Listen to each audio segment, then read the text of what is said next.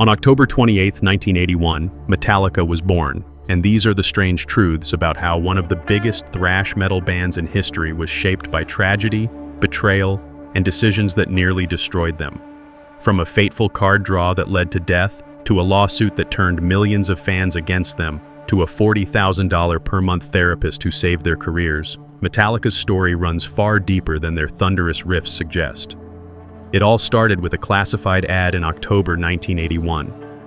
Danish drummer Lars Ulrich placed an advertisement in LA's Recycler magazine stating, "Drummer looking for other metal musicians to jam with, Tigers of Pantang, Diamond Head, and Iron Maiden."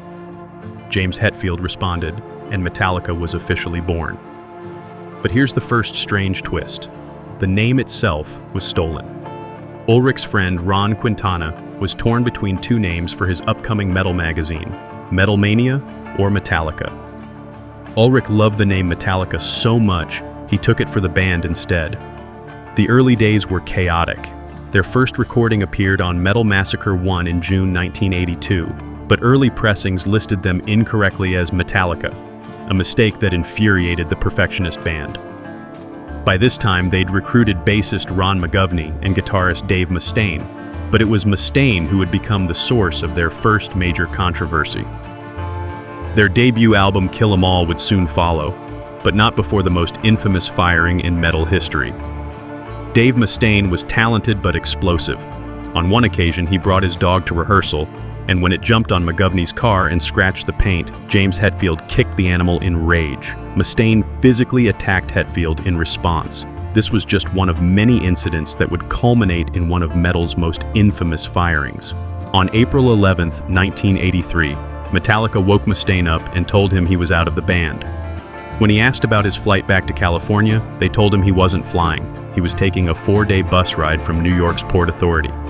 As Mustaine sat on that bus, seething with rage and humiliation, he found a card in his wallet that would change metal history forever. The message read, "The arsenal of Megadeth can't be rid." He decided that Megadeth, misspelled as Megadeth, would make a perfect name for his revenge band, creating what would become part of the Big Four of thrash alongside Metallica, Slayer, and Anthrax. Mustaine later admitted, "I was driven by revenge. I was angry about what happened with Metallica, and all the way home I kept thinking I'll just be faster, I'll be better, and my songs will be heavier." That 4-day bus ride of humiliation birthed one of metal's greatest bands and one of its most enduring rivalries. But Metallica's most devastating moment was yet to come. After recruiting Kirk Hammett to replace Mustaine and bassist Cliff Burton from the San Francisco Bay Area thrash band Trauma, they were on their way to becoming thrash metal legends. Burton was the band's secret weapon, a classically trained bassist whose innovations elevated their sound beyond typical metal. Following Kill 'Em All and Ride the Lightning, they were at their creative peak. But on the night of September 26, 1986, fate intervened in the cruelest way possible. As their tour bus traveled through Sweden between shows, Burton and Hammett drew cards to decide who got which bunk, a routine they'd done countless times. Burton drew the ace of spades, giving him first choice. He wanted Hammett's bunk, so they switched. In the early morning hours of September 27th, the bus hit black ice and flipped.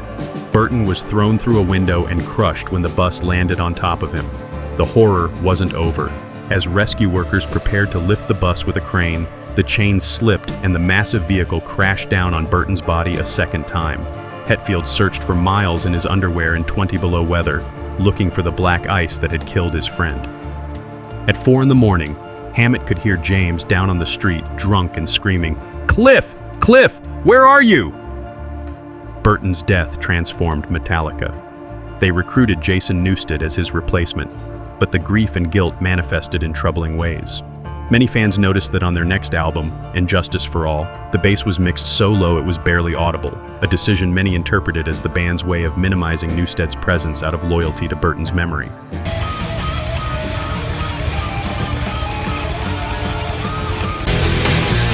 Despite this internal turmoil, Metallica achieved unprecedented success with their 1991 self-titled album, known as the Black Album.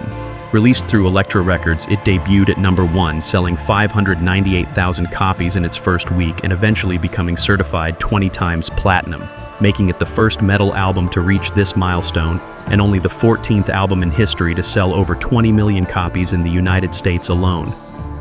But success brought new problems.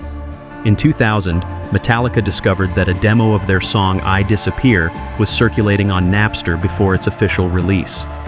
Their response would create one of the most controversial moments in music history. Lars Ulrich testified before Congress, explaining, "It is therefore sickening to know that our art is being traded like a commodity rather than the art that it is."